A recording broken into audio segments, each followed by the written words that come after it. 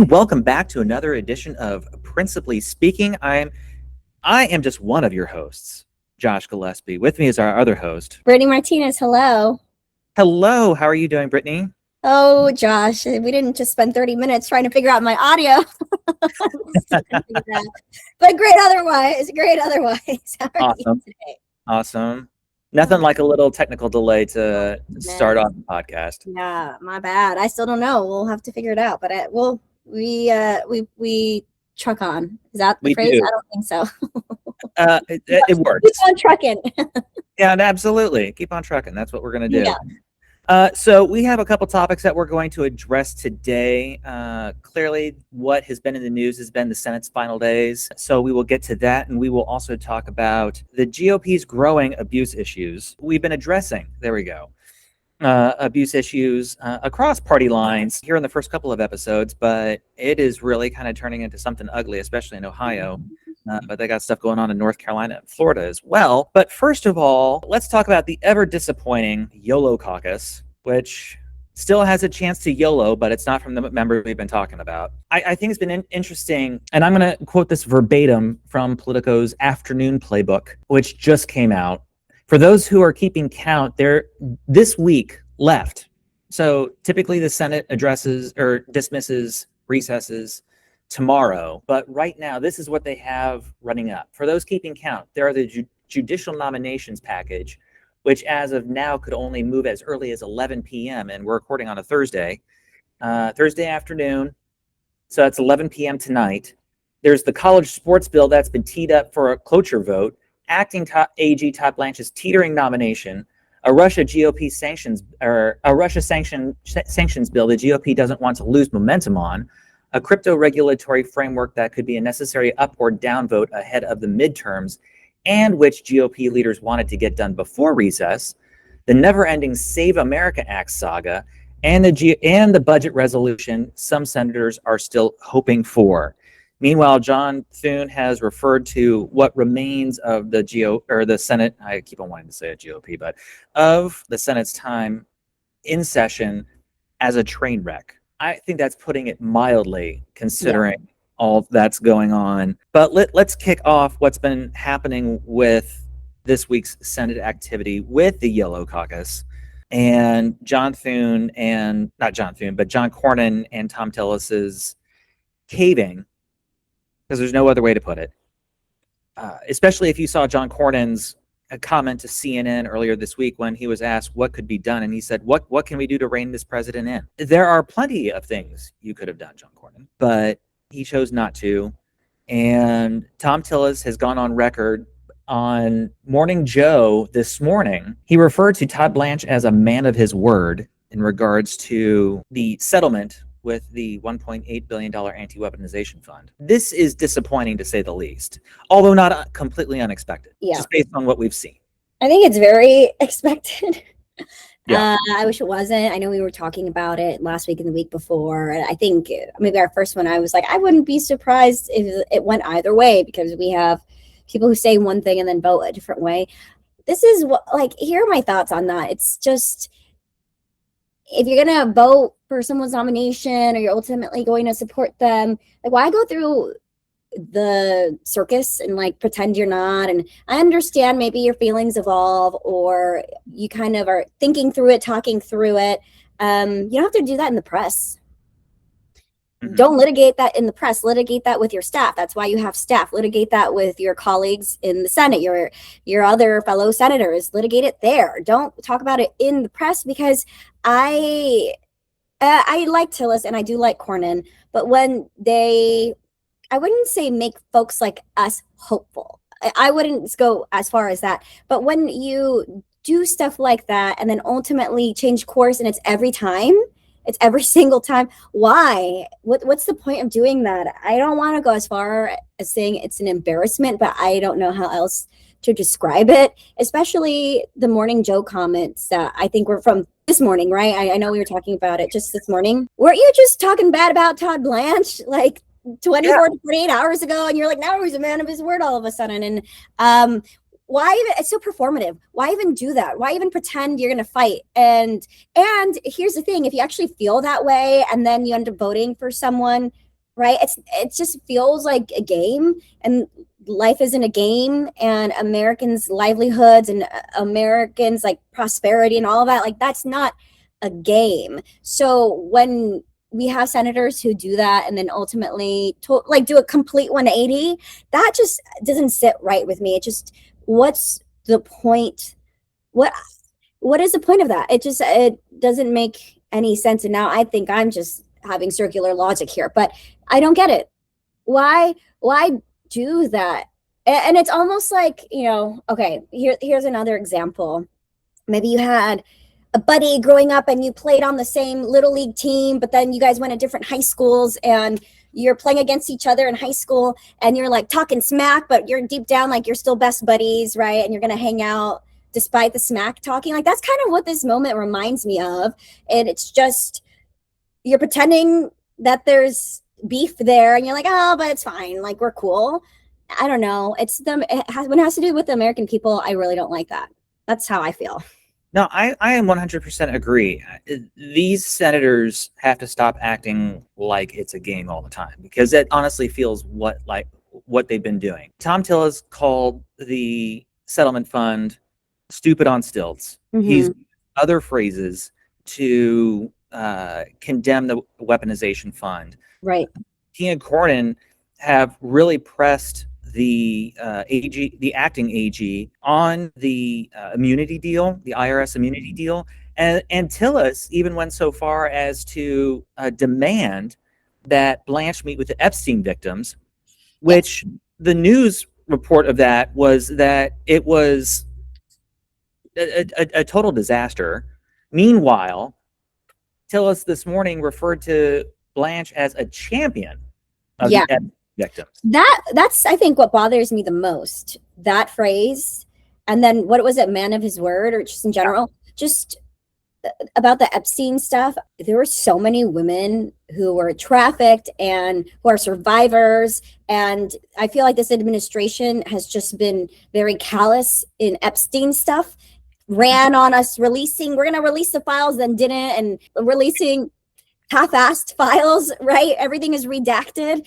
And to say whatever quote you just said about Epstein, and how great he's been on that, it's like, no, you haven't been. And the American people haven't forgotten. That's not on the top of people's minds in this moment, I don't think, but Americans haven't forgotten. So it's so disingenuous. I don't get it. Yeah, I'm feeling a lot of disingenuousness from from two guys who really kind of put up a whole bunch of bluster. Yeah, for what? Exactly. For what? Yeah. I don't know what they got out of this. They were both retiring members. Well, I mean, Cornyn more inflicted, but they're not going to be there next year. And so what is the point of pushing the boundaries on these kinds of things if you're not doing it? Just keep your head down. Just keep your head down. You're just like taking some news cycles and getting compliments from us for a couple weeks. Yeah, I'll admit, we've definitely been floating the boat of Thom Tillis and John Cornyn on our socials and in our coverage of the whole issue with the acting AG, and to see it come apart or unravel the way that it did just left a very powerful distaste in my mouth, to the point where, even though, again, it's like in the back of my mind, I knew this was going to happen. I feel like I even said it before, that I felt like, it was going to happen, that they were going to give in. It was just a matter of when. Yeah. It's frustrating is what it is. But what's interesting is that, especially when it comes to Blanche, it's still not a given that he passes the Senate, because you still have Bill Cassidy in Louisiana, Lisa Murkowski in Alaska, and Susan Collins in Maine. Cassidy, who got defeated in his primary, Murkowski, who's not up for re-election but is still considered a swing vote, and Collins, who is up for re-election. Mm-hmm. There was also the senator from Utah, who was also kind of skirting around whether he was going to support Blanche, but now that Tillis and Cornyn have come out in support of Blanche, he's come out in support of Blanche. Mm-hmm. But these other three have not. Right. And especially in a case like this, it would have been 6, right? If my math is correct, arithmetic. Who was the person last week? Was it Thom who was talking about the arithmetic? Talk about a permission structure, right? In that scenario, had they all just stuck to it, but then slowly they fall off one by one. Big fan. I'm also a big fan of John Curtis, but I feel like we don't really talk about him too much because he doesn't make too much bluster. No, he doesn't. He doesn't, and I respect that because perhaps he's unsure and doesn't really feel the need to chime in quite yet, and then makes his decision rather than flip flop. That's kind of what this situation is giving. Just flip flop over from YOLO to NOLO. There we go. That's the phrase that pays. From YOLO. Yeah, that's the name of this episode. No, I'm kidding. Yeah, maybe it just might be. So yeah, here's the deal: is that every vote truly counts with Mitch McConnell still MIA. We haven't really even talked about him, I don't think, but. No, we haven't talked about McConnell, and I know that we probably should. I don't know. The McConnell situation is something where I'm like, we had a member of Congress on the House side who was missing for 4 months. Yeah. And really did nothing about it. Right. Speaker Johnson did nothing about it. Right. So the fact that we're holding Mitch McConnell's feet to the fire, we know where he is. We just don't know if he's brain functional. But it just seems like with McConnell still out, it does seem like every vote still matters. Yeah. And although I did find it interesting, there was a bit of Twitter kerfuffle earlier today because Senator Gallego from Arizona, Ruben Gallego, announced that his wife had to undergo emergency appendectomy surgery, and so he was going to be missing votes. Yeah. So automatically people said, there were tweets saying that, well, he's going to miss the Blanche vote, which then people started doing the math all over again with, and he quickly said, was like, no, I'm going to be for the Blanche vote. Yeah. When the margins are so tight right now, every vote, I mean, it matters regardless, but every vote right now is just incredibly important. I still see Murkowski caving because she's given me no hope in the past that she won't cave. Plus, Alaska has received a bunch of DOJ funding. I mean, I could see Collins voting against it, being given a position to vote against it because she's up for re-election. Collins is very smart when it comes to her votes, especially votes like these, whether it'll impact her re-election chances or not. I know that I read earlier, can't remember which article, it was either a Politico or it was probably a Politico article, maybe it was Punchbowl News, saying that basically what the vote that matters to Collins is the budget resolution. Mm-hmm. And she will definitely vote for the budget resolution because she can go back to her district and saying that her state, and say that she voted to keep the government open. Yep. So she'll be given leash there. But the other issue that is popping up that is of interest is the Russian sanctions bill. Yeah. Which we took a stance on. Explain that a little bit, Brittany. You and our intern Liz went up to the Hill today. So we have a wonderful volunteer. Her name is Maria, and she let us know a couple of weeks ago that there was this bill coming down the pike in the House by Rep. McCall from Texas, and told us what it was about, asked if we'd be supportive of it. We were. Fast forward a few weeks, I end up getting sick. We're like, what is the HR of this bill? What is the official title? Is this the right one? Because there's multiple bills out there like that. So fast forward to now, the Senate companion bill has been introduced. It's to the committee, the Senate committee on, oh man, I was just there today and I had to film this part like 3 times because I kept getting it wrong. It's Banking, Housing, and Urban Affairs. That is Chairman Scott and Ranking Member Warren. And so last I checked, Scott is in favor of it. He's supporting this bill. It's bipartisan. In the House as well. And then Warren is not one of the co-sponsors yet. I could be wrong, but that was the last time that I checked. And, principles first, we believe in free markets and we're not supportive of Congress relinquishing their tariff powers, which they've done time and time again with this president. And we don't believe in tariffing our allies, but we can sanction our adversaries as needed. And so that's what this bill does. And, Russia is one of our biggest adversaries. So we have to be mindful. And this bill is also it's in honor of Lindsey Graham and that legacy there. And we haven't really talked about Lindsey Graham and his untimely passing, which is so sad. I do think that he is one of those people who has as probably most politicians, honestly, has a complicated history there, but was a hawk when it came to this issue. And so the Senate and the House have been trying to honor his memory in that way, and they're pushing for this bill. So we have plenty of issues with the late Senator Lindsey Graham, but this one I think is something that we can definitely get behind, and is something that it's honestly kind of neat. And it's terrible that it takes something like the death of a senator for this to happen. It's neat to see how this has quickly become a bipartisan issue. Yeah. And something that the House and Senate are quickly moving. You could say that it was because the president asked for it, but I honestly think it probably would have been done regardless of whether the president had asked for it or not. Yeah. I mean, Graham had been in the Senate forever, and you know, when we talk about, again, people playing politics, your team versus my team, I'm going to talk bad about you, but like we're BFFs.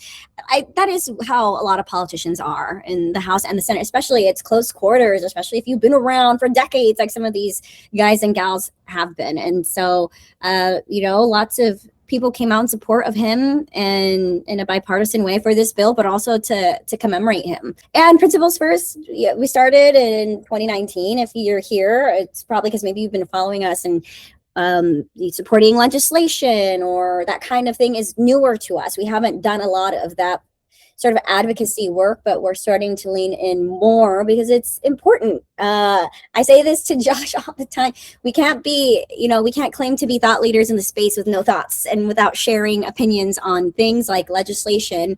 And so this made sense, and I'm sure you'll be seeing more of us doing more letters to Congress. And we dropped off those letters to the banking committee for both the chairman and the ranking member, and then we're sending an email to everyone who is on that committee. Yeah. Fantastic. I mean, it's good to see us getting involved like this. I know that there are a lot of people out there. We even got an email this week that was like, are we going to be getting involved in congressional races or Senate races? And just to put it out there for those who are listening, Principles First will never get involved in congressional or Senate races or even the presidential race because we are a 501c3 and we're not allowed. So as much as we would probably, love to get our opinions out there on some of these candidates in races from a fiscal perspective, that's just not what we do. Earlier this summer, we gave remarks regarding an OMB situation, and we want people to get involved. We'll be sending this out in the newsletter as well as probably promoting it on our socials as well, but putting your voice out there regarding the arch that's going on. So to your point, Brittany, you can't be a thought leader without thoughts. So we're getting our thoughts out there. We got the podcast, we have the Substack, we're getting our thoughts out there. Our TikToks absolutely. For the kids. Yeah. Hopefully the kids are jiving with this. Yeah. Probably the wrong word. Showing my age again. Not for the kids. Not for the kids. And so far I'm the face on TikTok, which that's not what we want. That's not what we want, people. Anyway, I think it's, just to kind of hit back on the Russia sanctions thing, it's interesting that also the tariff situation, or at least the tariff side of the bill, the language also has bipartisan, I don't know if it's agreement or disagreement in this situation, but Senators Raphael Warnock and Bill Cassidy are looking to tweak the bill's tariff language. We'll see whether that happens or not. But yeah, it's interesting that at least there's some bipartisan movement on how to handle tariff language in this bill. Yeah. Then there's also bipartisan support on teeing up a vote on an amendment from Senators Rand Paul and Ron Wyden, Republican Rand Paul, Democrat Ron Wyden from Oregon, to scrap tariff provision entirely, which I think that's something that we could get behind. And the other issue that is always making its mark is the SAVE Act. Doesn't have a heartbeat still. John Thune would probably wish that it did not. Yeah. But there is a potential vote on the budget resolution. Again, we're not out of the clear entirely with SAVE Act legislation not being voted on, or at least there could be aspects of the Save America Act that could be voted on, and maybe that'll be enough to appease the president. But we'll see. I think it's dead. I think it's dead. When we think about all these Senate confirmations, for example, on some of them we've thought are dead, and then they come back from the crypt. But we've always kind of thought, oh, there's a good chance that they'll probably still get confirmed. For this one, it's just been ongoing for so long at this point. I really don't see it happening. And I think it would be in the president's best interest, the admin's best interest, to pivot, because every time they talk about it, it's just, you're losing. Now, could I be eating my words come, past August recess when they're back? Sure.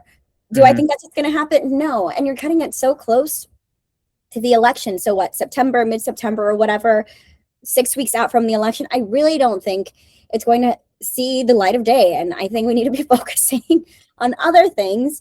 And speaking of other things, so I just looked at my phone right now and I have tweet alerts, as probably a lot of people do. And I just got a couple saying that Mitch McConnell is voting, but he's still on medical leave. Again, this is just like the tweet. So I am opening up the article. It's from Notice right now. So it says he's been discharged from the rehab center. On the advice of my doctors, I'll maintain an intensive regimen of physical therapy from home during the state work period, and I'll continue to engage with my staff and colleagues on important Senate business. That's good. And then in this article, so I guess that was something from his office, but Mitch McConnell's voting, but he's still on medical leave. He broke ties on amendment votes by proxy on the Farm Bill Thursday. So I didn't know that we were doing proxy because that was a big controversy during COVID, but maybe it's just within committee. So I'm trying to read that really quickly. Each amendment presenting during the meeting. Okay, so it's committee rules allow absent senators to authorize a senator who is present. Got it. So, hey, at least we got some votes in that way. But also it kind of brings up the question again about proxy voting.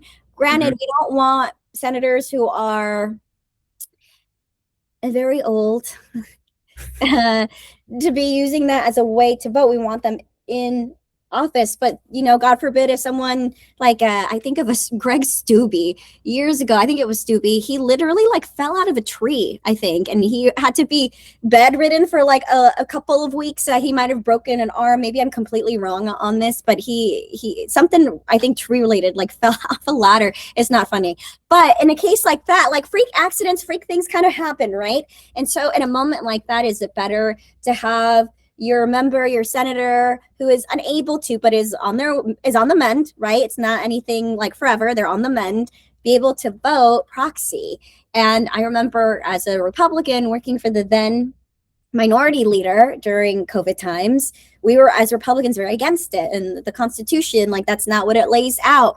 But I do wonder if it's worth revisiting at some point, because I'm a purist, I guess, when it comes to the Constitution, but also it was intended to be interpreted by modern standards, right? And so I don't think proxy becomes the way for everything. Like we had during COVID, that one member of Congress who was voting from their boat. do you remember that?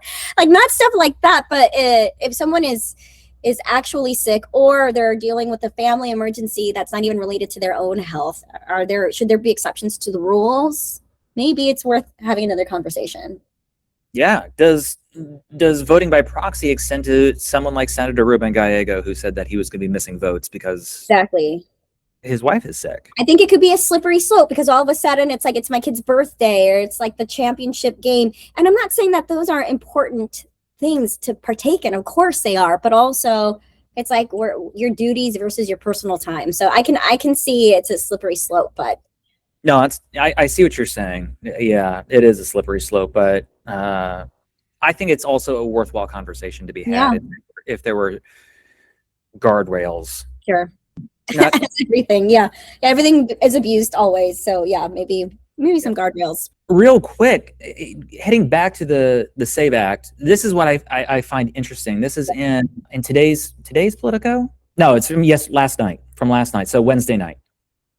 It says 3 people granted anonymity to discuss internal discussions said that endgame would not involve a time-consuming process of advancing a budget, but instead calling up a vote related to the Save America Act, the Trump-backed elections bill. Republican leaders, this is what's interesting here. Republican leaders are hoping that holding a vote on the elections proposal, knowing it'll die, at the Senate's usual 60-vote threshold for legislation will then let them hammer Democrats as the holdup, while satisfying Republicans who have been frustrated over the lack of progress and have threatened to oppose leaving town. So senators like Mike Lee.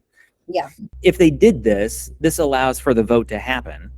Right. But I don't know if it necessarily will achieve exactly what Thune is hoping for and trying to hammer the Democrats on it. It's a bad bill. Yeah. They could have had a bill that if the admin actually cared about this in the way that they're claiming to, they would have changed the requirements for ID. I'm all for voter ID. I'm not for making it more difficult for American citizens to vote. If they had just allowed real ID, if there was it's a conversation of limited government versus federalism, had they just made real IDs okay everywhere for that and worked with the states, we wouldn't be having this conversation right now. That was not the purpose anyway. I hate that. I hate this bill. You and me both. Frankly, I'm going to guess that Senator Thune also hates this bill right now. Yeah. Poor guy. Well, let's jump on to issue 2 and let's address an issue that I hate that we have to keep on addressing this. This is the 3rd week in a row. Our 3rd podcast, right? 3 for 3. God. Max Miller. So we're talking about the GOP's abuse issues. Max Miller, who the more we learn, the worse it gets, and the more he opens his mouth, yes, the worse it gets. Oh my gosh. We have Chuck Edwards in North Carolina, who is just so weird, all about being a creeper. So creepy. Anyway, yes, go ahead. We'll get to it. And then Corey Mills down in Florida, who at least is, your standard anger issues. Men, all men. All men. All men. All men. All men. Not all men, but always a man. Have you heard that one before? Gosh. The Max Miller situation, apparently I thought it was that he had until Wednesday the 5th to drop out, but they're saying he has until the weekend.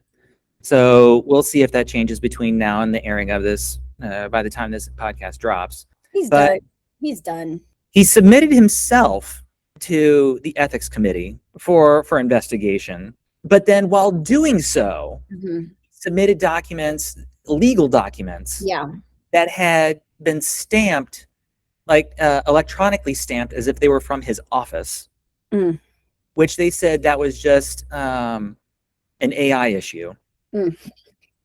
But that documents had been prepared by his lawyer. They are not allowed to be prepared by his office. Yeah.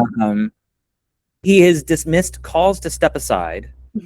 And as of this taping, again, he has refused to step aside. He is defiant, calling his wife and, by extension, his ex-father-in-law, current Republican senator from Ohio, Bernie Moreno, a liar. Meanwhile, you have Speaker Johnson just basically hands off. And President Trump has been asked to weigh in, and he's also playing hands off. Not that he's anybody who should be talking to anybody about dropping out because of abuse allegations. This is a very ugly situation in Ohio. I hate it. So despicable. On one hand, as a former staffer, as a comms person, I'm like, who thought it was a good idea to go on television and CNN and News Nation or whatever, all these different channels, and you're telling your story and you're basically just outing yourself, because in the recounting of the story, you come across like such a freaking jerk. Not to mention, he made comments of like, oh, well, she accused me of this and then offered to cook me dinner a few days later. Like, would she have done that if I was an abuser? It's like, that is classic abuser behavior. So again, we have to talk about allegedly, he's a creep and he sucks. and I hate him. I'm sure he's going to drop out. You're sure he's going to drop out? I feel like there's no way he can stay in. I feel like more and more is going to come out. I would be surprised. I know that, when we talk about the Senate stuff, it's like, I don't know, it could go either way. I would be so shocked if he stayed in. Even Chuck Edwards was like, I'm out. Yeah. Even Chuck Edwards was like, I'm out. And I mean, his stuff is creepy as well and terrible, but it's a different, like Max Miller is allegedly a completely different level, right? And for him to say like, oh, the ethics committee, and he's trying to show how removed of guilt he is, and he's so innocent. No, that is, in my opinion, classic abuser behavior. And you just keep doubling down. So on one hand, the comms staffer in me is like, who told him this was a good idea? Why is he doing it? On the other hand, as an American, I'm so glad that he's outed himself. I am so enthused that he has outed himself. I'm glad that the senator finally came around and has been talking about it publicly, and with fervor and supporting his daughter. And last week, we were tough on him. I'll say I was tough on him, and I think rightfully so. Also, you don't know what's going on behind closed doors, what conversations with his daughter, like, please don't talk about this, like, please avoid it. And then maybe had a conversation. It's like, we're doing this, right? So I'm sure there's probably a layer of that in this, but previously, where I'm not going to name names because there's no need to name names, but I used to work for someone who was a member of Congress who ran for a higher office. And this person, I guess via Twitter, reporters talked to him like, oh, would you run in this race if Miller dropped out? And this person said, yes, I would. People have been talking to me about it. I don't think it's going to happen though. And I don't know. I mean, do you think he's going to stay in? I feel like there's just no way. Also, allegedly, lots of alleges. Reportedly, hasn't the White House been talking to him and telling him to drop out? That's what I thought I read. No, that may be the case. I'm just saying what the president has Possibly, sure. Yeah. No, it's an ugly situation. I will reiterate your call for Max Miller to resign. But the appalling nature of some of these allegations typically would cause, I think, any right-minded person to back out of a race like this, because you've essentially shot yourself in the foot. Yeah. But in this case, I don't think he drops out because this is a guy who worked for the president in 2016. He was his music man, which I guess was his official capacity, or maybe it was 2020, but it was his official capacity with the campaign because he had the ability to choose music that the president liked. I mean, you can only go so far with YMCA, honestly, but there you go. He looks at the president, his relationship with the president is such that easily looks up to this man. And he looks at a guy who has not had to account for abuse allegations and not just allegations, but judgments against him. I'm sure he's thinking, why should I?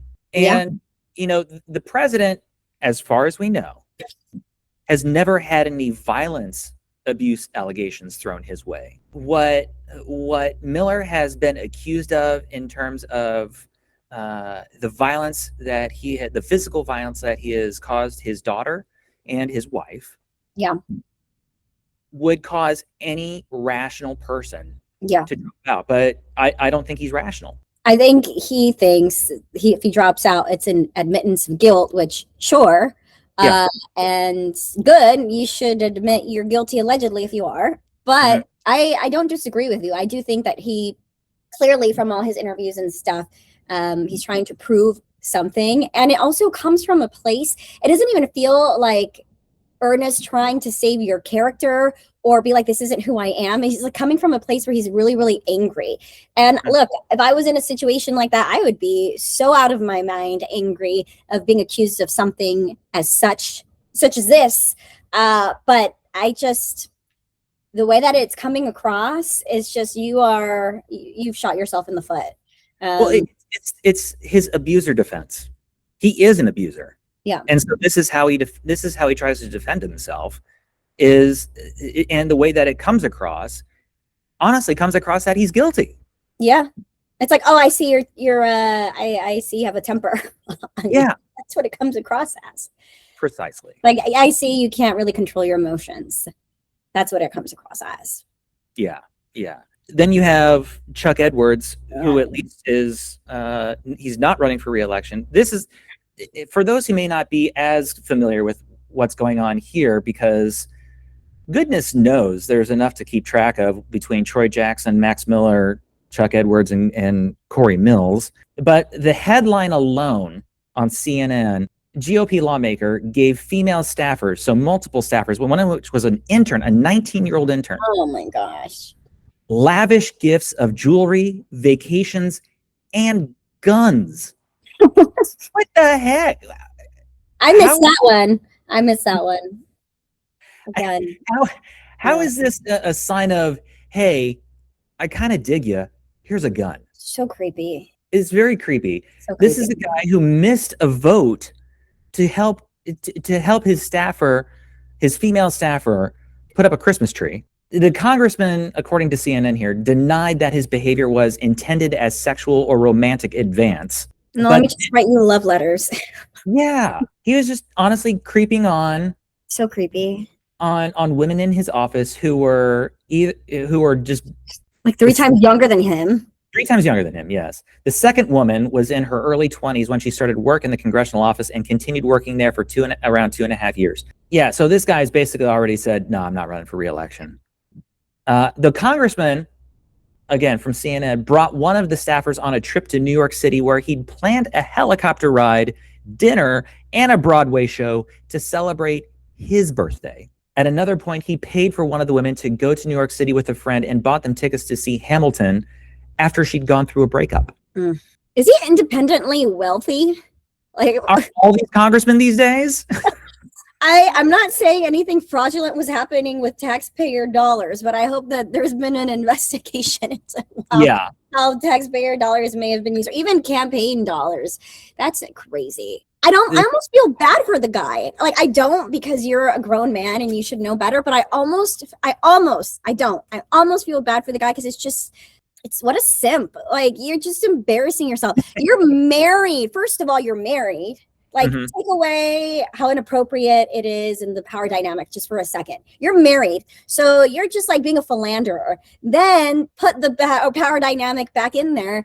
You creep. You're not just like a boss. You are a member of Congress. You are at one of the highest levels of government in the country, and you're creeping on someone who is like a third of your age. It's so weird. Not to mention, did you see, Josh, that it looked, correct me if I'm wrong here, but I think he had like a custom puzzle made that was a note that was like an invitation to something, or so that may have happened.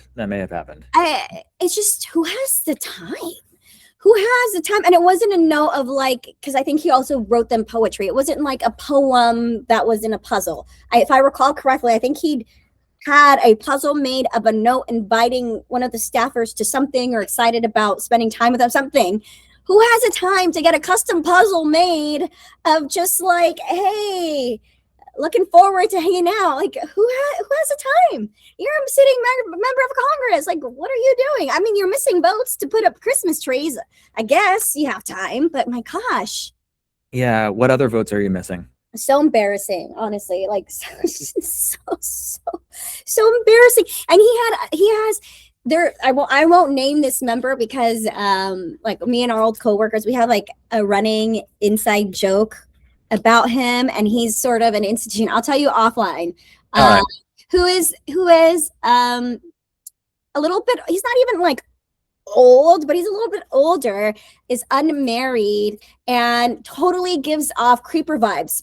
But if you talk to him, he's actually kind of iconic and not malicious or anything. Like, sometimes he says inappropriate things, but not in a creepy way. Just like, oh, like, he's like, oh, you're not married. Like, kind of like, what's wrong with you? It's like, sir, neither are you. Like, what's wrong with you? But like those kinds of inappropriate comments, right? Which are still not okay, but not of the other kind of nature. And this member is, I don't even know where I was going with this, to be honest with you. What were we even talking about? But anyway, this guy. Creeper members.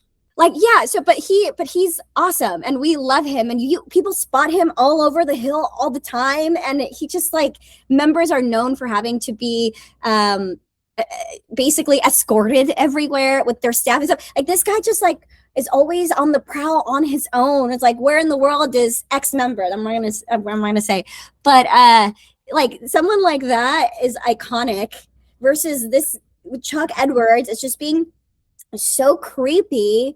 You're married. Also, he had it's like this guy who's unmarried, this member, like, and is kind of like socially awkward. Okay, sure.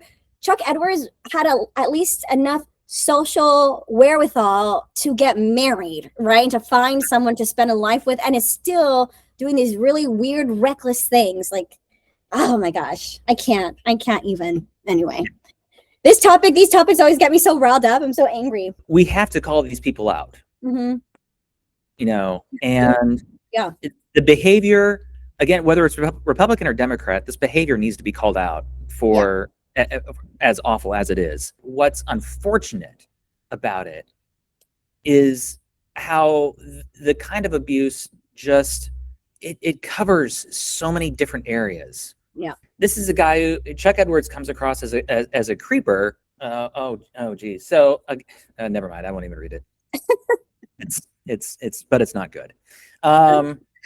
Anyway, but yeah, this kind of behavior needs to be called out. Yeah. And so that's in a sense kind of what we're here to do. And plus, I mean, this is what's making the news. Yeah, it's not that hard to, what I've been saying, like, it's not that hard to not sexually assault women. It's not that hard to harass them, to not be creepy. Like, have some common sense. I don't know. Also, listen, not everyone has the same sort of social awareness or like charisma and stuff, but I think you must have a certain level of awareness to become a member of Congress and realize, like, hey, this might not be the best thing for me to do. Not just because I'm married, not just because of the power dynamic, because like I'm a literal member of Congress. Mm-hmm. Well, like, I can't. These are the people who represent us. Yeah, these are the people who represent us. That's what's scary. And then you got Corey Mills down in Florida, who's also running for re-election, but apparently membership is a little bit more open about hoping he loses. Yeah. Because of his, I mean, this is a guy who's been under investigation by DC police for alleged assault going back as far back as February of last year. It's an ugly scene for Speaker Johnson, especially with his unwillingness to call some of these members out. Yeah. It's unseemly that it happens. And I'm glad it's happening now, or people are still talking about it now. Let's keep talking about it through Labor Day, because that's when election season really starts, is Labor Day, after Labor Day. But Truth. Well, this wasn't on the list, but I want to get your thoughts. Yeah. Third item, addendum to the outline, but not the third item that we were going to talk about. I want to get your thoughts. We talked about it a little bit last week, but Abdul Al-Sayed won the Senate race in Michigan. Yeah. There is a chance that a DSA candidate could win statewide in Wisconsin for governor. What are your quick thoughts? Because we're coming close to the end here. What are your quick thoughts on Syed's victory in Michigan? Polling is not for the weak. If people are paying attention, I'm sure like the 1-ish point difference between him and Stevens wasn't surprising. But if people are kind of just listening to what the pollsters are saying, Tuesday would have been an absolute shock to them. Actually, I think we didn't even get the results until Wednesday morning because it was such a tight race. Exactly. And that's the point. And so I would say all these Democrats, all these progressives who are like, DSA's the way, like, no, I would say that in these cases, people just want something new, something different, fresh leadership. He's only like 41 years old. I think they want something different. That is not necessarily mean that they want socialism, democratic socialism, which isn't even a thing. And I hate that is the phrase that they're using. I don't think that's a bellwether for the rest of the country. I think that we may have some outliers that are successful who are DSA candidates. We also saw Cori Bush, who lost handily to the current congressman. I'm going to get his name wrong, as Wesley. Yep. Like that, and he beat her last time. And so, and this is in the same state, right? It's Michigan. So no, I don't think. Oh yeah, that's right. So no, I don't think it's taking over I think that Congress is a large body, and you're going to have outliers on either side. Even if there's 20, that's still such a small amount compared to the full number, like 10%. So no, assuming that it's about split half Democrat Republican. So I am not really surprised by the results, and DSA might be sexy, this election cycle. That doesn't mean that it's going to stick longer than now, and it doesn't mean that candidates are going to continue winning. That's what I think. Well, I go back to what I said last week when the Tea Party candidates, when they would win, when radical Tea Party candidates would win their primary, but then lose the general. I feel like that's a similar situation that you have here, is that you have sort of, especially in states like Michigan or Wisconsin, that, went for Trump in 2024. These are not states like Vermont, Right. And for states to go blue, for these candidates to win statewide, they have so far to go to make themselves more moderate. Yeah. And I know that Chuck Schumer and Al Sayed have made up because Schumer was supporting Haley Stevens. Sure. And that the moderate wing of the Democrat Party that still exists, which is still a large number in Michigan. Yeah. He's going to have to really kind of backpedal on a lot of things. Oh, for sure. And the candidate, her last name's Hong. I can't remember her first name, but the gubernatorial candidate in Wisconsin, she's already having to backpedal on a lot of her earlier comments, saying some of them that she was just joking, which seems to be the go-to line for people when they've said some pretty inflammatory things. I was just joking. I'm just joking. And her staffer was like, let her cook. I'm like, oh my God. How old are you guys? We have some interesting times ahead of us, that's for sure. Well, anything else you'd like to add to this week's show, Brittany? I think we've covered a lot. Last week's show ran pretty long. I don't want to keep people too long. People love it. I don't know. No, they do. We're getting the listens, we're getting the downloads. It's fun. Yeah. Thank you, everyone who is listening to the podcast. Check us out at principlesfirst.us if you want to get involved with Principles First.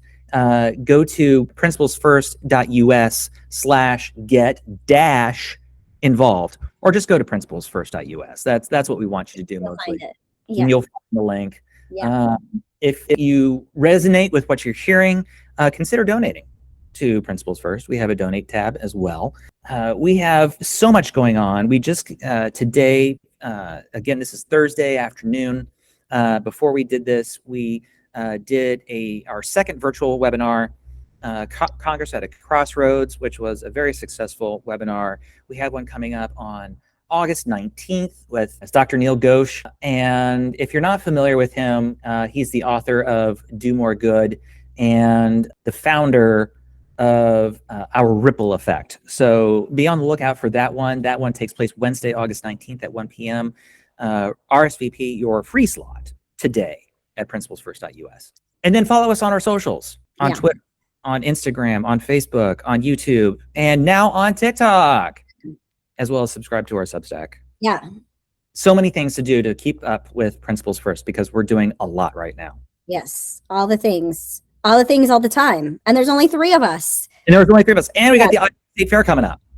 That'll be so much fun. We're going to have some really cool shirts. I'm not going to, I don't know if it's like giving it away because it's a version of the one that we had last year. We're going to have really fun shirts. We're going to have fans because it's going to be hot out. We're going to have brisket. So if you're there, come on by the Alliant Energy Landing on Saturday, August 22nd at 11:30. All right. Well, that's going to do it for us. Thank you for tuning in or for listening in. Eventually, we'll get this thing on Apple Podcasts, but right now you can find us on YouTube and Spotify. I'm Josh Gillespie. I'm Brittany Martinez. Thank you, and we'll see you guys again next week. Bye.